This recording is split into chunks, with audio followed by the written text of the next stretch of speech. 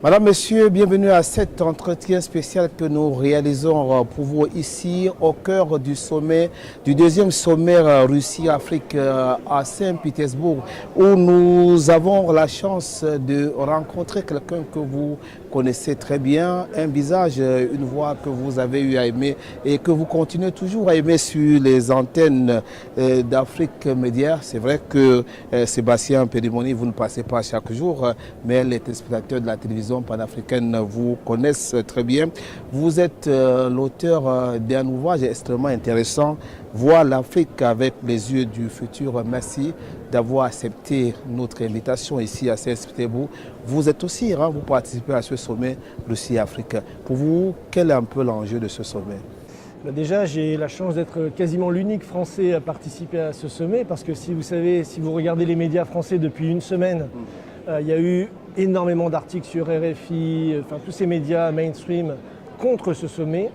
On sait même, un représentant russe l'a dit, qu'il y a eu beaucoup de pression faite par les Occidentaux sur les pays africains pour ne pas participer à ce sommet. Donc évidemment, pour moi, c'est un honneur ici de participer et montrer qu'en France, il y a d'autres voix qui s'élèvent. Tout le monde n'est pas dans cette structure contrôlée par les masses médias, par la finance, par l'OTAN, qui veut une guerre contre la Russie, mais s'oppose à cette politique impérialiste, s'oppose à cette politique, si vous voulez, qui oppresse les peuples depuis des centaines d'années maintenant. Quand on regarde le continent africain, c'est ce qu'a dit le président du Zimbabwe ce matin, plus d'une centaine d'années d'oppression. Aujourd'hui, on a un changement de paradigme dans le monde, on vit un changement d'époque. La Russie, la Chine, bien entendu, sont devenus des acteurs majeurs, proposent des alternatives au système impérialisme occidental. Maintenant, on peut dire que c'est même déjà réalisé avec les BRICS, avec les routes de la soie, tout ça, mais l'Occident continue à vouloir maintenir sa pression, son système par la force quand c'est nécessaire, avec des politiques de changement de régime, on le voit partout, ou par les oppressions, les sanctions financières, par le dollar, etc. Donc il y a une autre voie en Europe. Moi j'essaie de représenter cette voie avec l'Institut Schiller.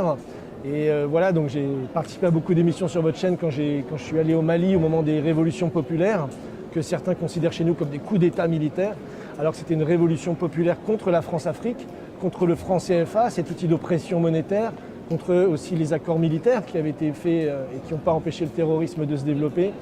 Donc il y a toute une partie des Français qui aujourd'hui s'opposent à ça, et c'est ce que je suis venu dire ici, de montrer qu'on peut travailler avec la Russie, on peut travailler avec la Chine, on peut travailler en Afrique de manière pour un développement mutuel, pour une coopération bénéfique.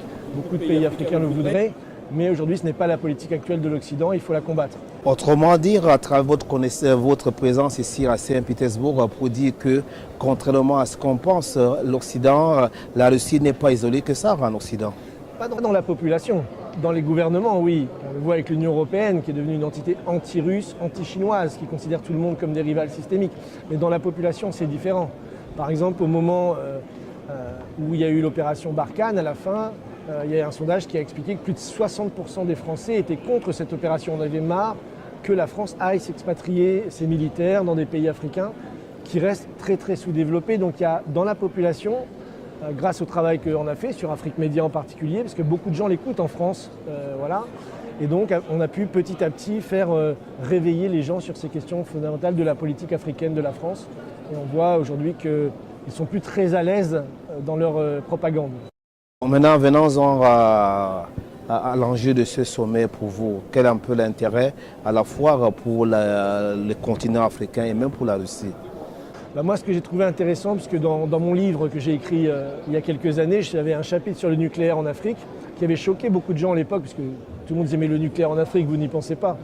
Et le spatial. Et ce matin au sommet, vous avez vu que les deux premiers panels étaient consacrés à ces deux sujets fondamentaux, parce que l'Afrique se développa par les infrastructures et les nouvelles technologies. Et je pense que ce sommet le montre très fortement, puisque vous avez vu Rosatom est présent, toutes les grandes compagnies sont présentes, pour proposer, pas de l'aide humanitaire, comme nous on le fait très bien, non, pour proposer des réelles politiques de développement, de changement technologique et scientifique au plus haut niveau, le nucléaire civil, le spatial, et toutes ces industries de pointe que le continent aujourd'hui veut acquérir pour son propre développement et retrouver sa souveraineté dans plein de domaines, que ce soit économique, alimentaire, technologique. Merci à vous, Sébastien Périmoni, d'être passé. Est-ce que pour avoir vos derniers mots, quelles sont vos attentes personnelles par rapport à ce sommet? Ce que j'attends, c'est que l'Afrique se libère de l'oppression occidentale. Et ce sommet est un des éléments avec les BRICS, avec les routes de la soie chinoise. Aujourd'hui, il y a tout ce nouveau monde multipolaire qui est en train de se mettre en place. On ne pourra pas revenir en arrière. Et donc, mon message, c'est de dire à l'Occident, réveillez-vous et participons à ce changement plutôt que de l'empêcher. Merci. Merci donc à vous, Sébastien Périmone, d'avoir trouvé un peu de temps pour nous visiter dans ce studio ici, au cœur du deuxième sommet Russie-Afrique à Saint-Pétersbourg. Madame, Monsieur, merci d'avoir regardé.